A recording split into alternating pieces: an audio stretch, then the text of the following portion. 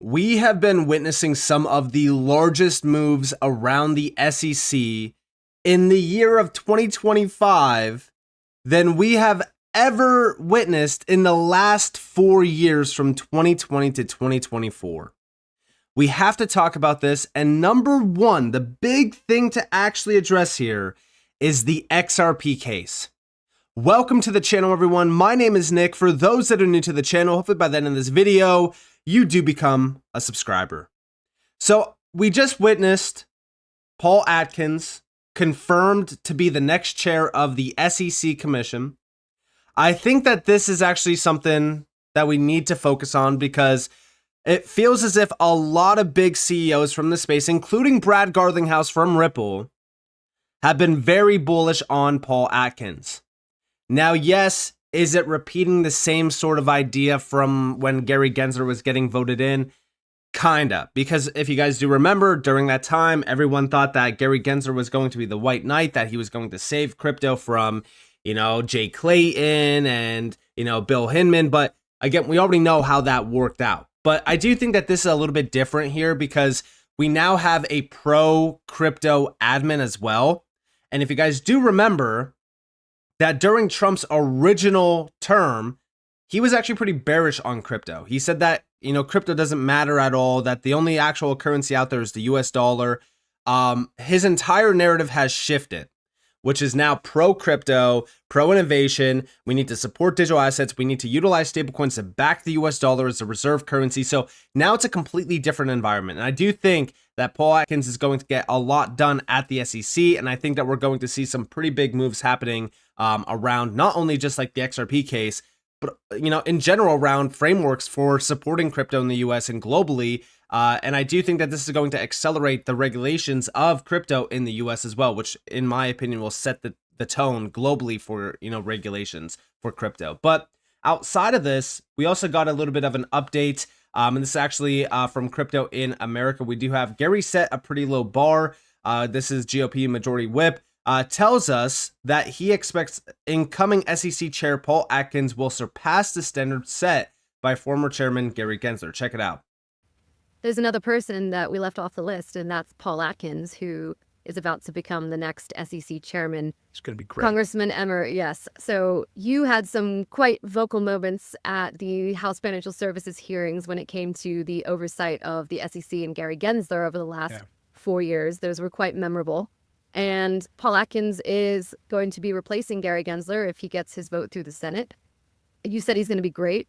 Can you elaborate? I mean, is Paul going to be everything that Gary wasn't? It's not a high bar. I was just going to say, Gary set a pretty low bar. I mean, think about this. We need stable coins. We need market structure. We need to have clarity and certainty in the system so investors, entrepreneurs can, take risk and innovate. And what was Gary Gensler doing? He was stopping all of that. He was telling people, my door is open, bring any idea you got. We're happy to talk to you about it. Well, if you were naive enough to do that, he usually sued you or he sent you a letter that you're under investigation afterward.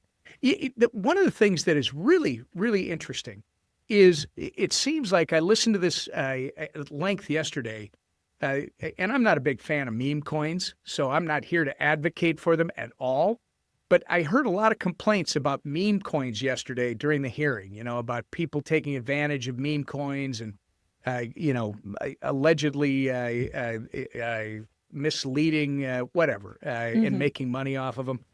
You realize Gary Gensler is the one that said, this is what we could use meme coins for. He's the one that actually empowered the creation of meme coins the way we see it right now. He's the one who made it okay. So if you don't like it, I agree with you. Stop complaining about it, and let's figure out how we can put some guardrails on that. So yeah, I mean, listen, we are probably going to usher in the regulatory season for crypto here soon with the new SEC chair. I also think that we're getting closer to utility being the big focus here. I think that we're kind of moving away from the original view of crypto being this like hype and speculative, market. I'm actually very excited about this, especially with all the developments happening around stablecoin initiatives, around using crypto for payments. I just feel as if the entire environment now around crypto is starting to change, and it's changing for the better, and it's actually supporting a lot of projects like XRP, HBAR, XLM, QNC, and I think that this is great to see. Now, on top of that, we also saw a big update as well, which was this morning, New York State Attorney General sent a letter to congressional leaders urging them to pass a federal regulatory framework for digital assets to mitigate fraud, criminal activity, and financial instability. Notably, she says that widespread adoption of Bitcoin threatens dollar dominance and encourages the onshoring of stablecoins to protect that dominance. James also discourages allowing the inclusion of digital assets in retirement accounts. One can actually see, to combat these serious risks, we urge Congress digital asset legislation to incorporate the following common sense principles: onshoring stablecoins to protect the US dollar and the treasuries market, which is very bullish for RLUSD, requiring platforms to only conduct business with anti-money laundering compliant platforms, providing for the registration of issuers and intermediaries to ensure accountability, transparency, and basic protections to the public, protecting against conflicts of interest, promoting price transparency, requiring platforms and intermediaries to actively identify and prevent fraud and scams, and disallowing digital assets in retirement accounts. So it's very interesting. Now, listen, I'm going to say one thing here. This is very interesting, but number two, I don't like the idea of, not allowing digital assets to be in retirement accounts. I actually do think that we should start to, support any sort of, holding of digital assets in retirement accounts. I think that holding a lot of these utility projects for the long term is going to be very beneficial financially. I think that there's a lot of pros and cons to this type of legislation that's now starting to get pushed.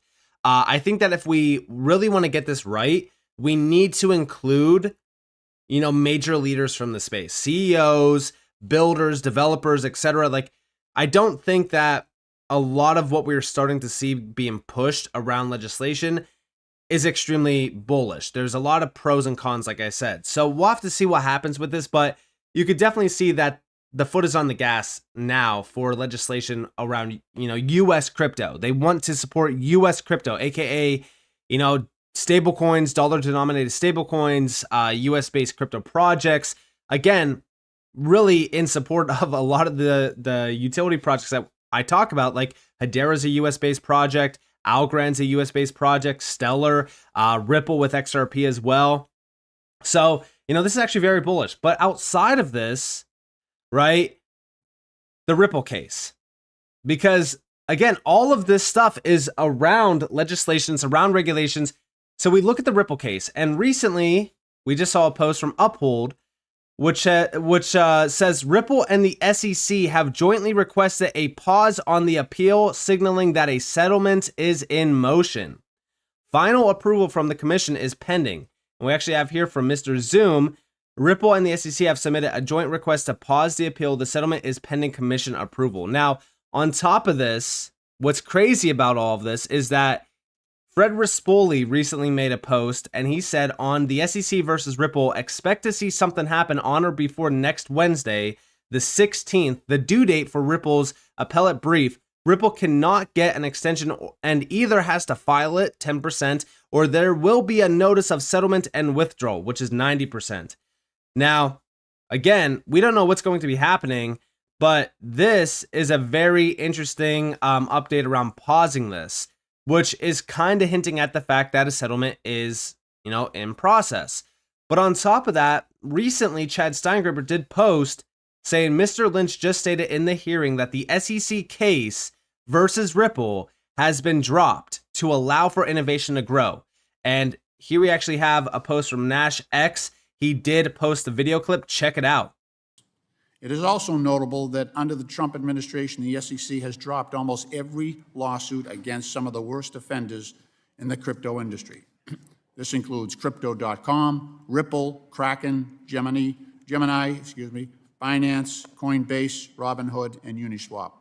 I assume that under the nominated chair, Paul Atkins, who has advised several crypto firms, the SEC will continue in this direction. It is also notable. So did they just leak that a settlement happened? Because this is, well, it's actually not even a settlement. This is the case being completely dropped. So is this now leaked officially? This is very interesting. This is very interesting, especially considering the fact that this is actually coming from the official YouTube channel of the GOP Financial Services. If anyone is going to sit here and say, oh, this is clickbait, or no, it didn't happen, guess what? I think that the pause now on the appeal is hinting at this officially being in motion, either a settlement or the case being completely dropped. April 16th or before is the focus now. This could happen at any moment. This is very, very bullish. Now, on top of all of this, we also saw Trump make history signing the first crypto bill into law.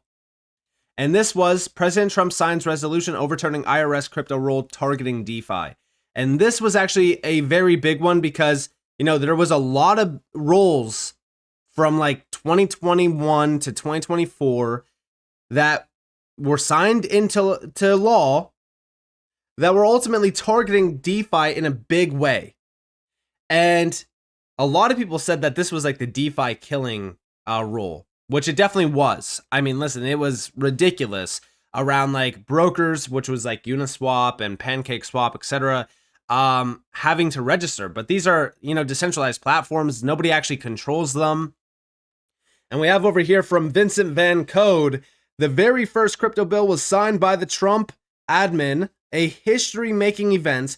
Non-custody and custody wallets are now safe again. This is massive, especially for the XRP ledger and its sophisticated DEX. I expect massive utility spike in trading on the XRP ledger DEX, which I think is one of the key prerequisites to mass adoption of XRP and RippleNet cross-border payments. Much needed liquidity will be in play. And here we actually have the breakdown of this. So the DeFi broker rule, which was finalized at the end of 2024, it was the last major thing that Gary Gensler did, which required self-custodial digital asset wallet providers and other developers of non-custodial software to submit information reports to the IRS. Again, these are decentralized platforms and wallets. It's just ridiculous.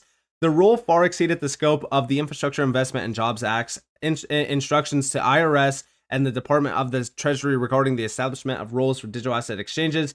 This CRA allowed Congress to rescind the rule and reinforce its intent for the IIJA, aka the Infrastructure Investment and Jobs Acts. With its passage, the law now prohibits any future administration from issuing similar rules without new legislation ensuring crypto wallets are protected in the future. And I'm very, very happy about this. Again, like I said, we are witnessing some of the biggest changes happening around the legislation and the regulation side of crypto. I think that we are in for a, you know, really prosperous time for utility and for those, you know, companies and projects in the space that have been compliant, that have been trying to work with regulators, but just could not get any green light at all. You know, Ripple has stated it many times over. You know, for years they were trying to, you know, work with the SEC. They were trying to, you know, get some sort of clarity. They couldn't. And then all of a sudden, Sam Bankman-Fried from FTX goes into the SEC, gets, you know, clearance, gets the green light. And all of a sudden, FTX grows and grows and grows to like $16, $17 billion. And boom, a big wipeout happens. So, you know, I think that now we're starting to see the big 180 shift. And I do think that we're about to witness some pretty big moves happening, especially around the Ripple and the SEC case. I think that this case is probably nearing up completion. I think that we're probably getting a settlement or a complete drop over the next roughly, you know, 5 days. So we'll have to watch, wait, and see what happens here. You know, could it be a big nothing? Technically, it could, but I don't think that that's the case here, especially with the appeal and with a final date now, you know, nearing. I think that we're probably going to see a big update around this, which is if it is a settlement or a drop, expect a big reversal on XRP. So with that being said, I hope that you guys enjoyed this video. If you guys definitely leave a like, subscribe, turn notifications on because more free content. You guys are more than welcome to follow me on Twitter and join the free Discord in the description below. And with that being said, guys, it's been Nick. Thanks for watching. Peace out.